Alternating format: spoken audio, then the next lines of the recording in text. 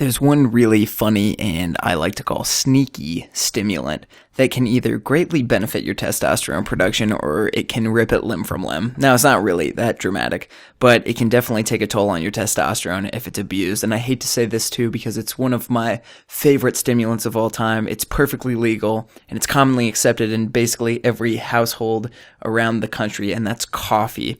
Absolutely love coffee. If I can say one thing about myself openly and honestly to you, my students, is that some days I definitely drink too much of it.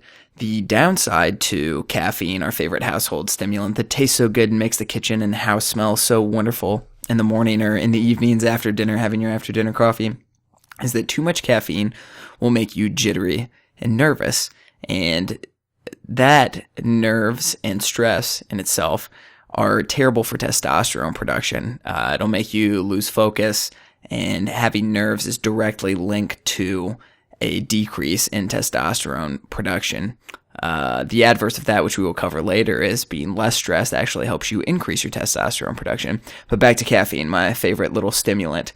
But caffeine, on the other hand, if you time it well, you can use it as a beneficial supplement for improving and increasing your testosterone. So what I like to do is that before I go into a workout, let's say maybe an hour or an hour and a half before, if I'm cramming, maybe a half an hour, I'll make myself a cup or a couple cups of coffee. And I know some people who take green tea extract supplements, I believe that's one of them, or just a regular caffeine supplement before they go in for their workout so that they can make sure they can generate more work. But it's been directly linked. There are several studies about this going on at any given time about the benefits of caffeine and exercise, but clearly caffeine gives you more energy, so you're going to be able to put more work and effort into your workouts when you go into that, whether it be strength-based, which I hope you are since that's for testosterone, or cardiovascular-based, or a combination of strength and cardiovascular exercise. That caffeine will help give you a natural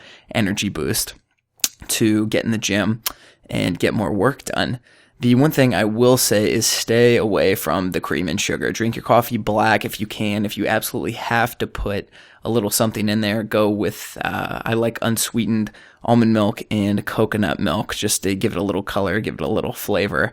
But I love my coffee black personally. I think it's great for you. I think in testosterone speak, it'll help put some hair on your chest as well. And I don't think it'll really do that, but I just like to say, well, I drink my coffee black. That's why I've got a hairy chest. But in case you don't want that, maybe you do want to put a little almond milk in there. But I would totally recommend that if you find yourself sluggish, especially before going into the gym, have a cup of coffee or check out some caffeine supplements online. There are a lot of them out there, a lot of natural ones. I had a green tea extract for a while that I would use to take before my morning workout, and it was basically the same concentration as a cup of coffee. It was just in pill form if I didn't have time to drink a cup of coffee because I was rushing out the door in the morning. And that's probably a great list that I should include for you on this lecture, is some great natural caffeine supplements that you can take if you're not a coffee drinker. I respect if you're not a coffee drinker. I'm very disappointed, but I do respect if you're not a coffee drinker. So I'll go ahead and include some resources in that lecture, or in this lecture, of some safe and natural caffeine supplements that you can use,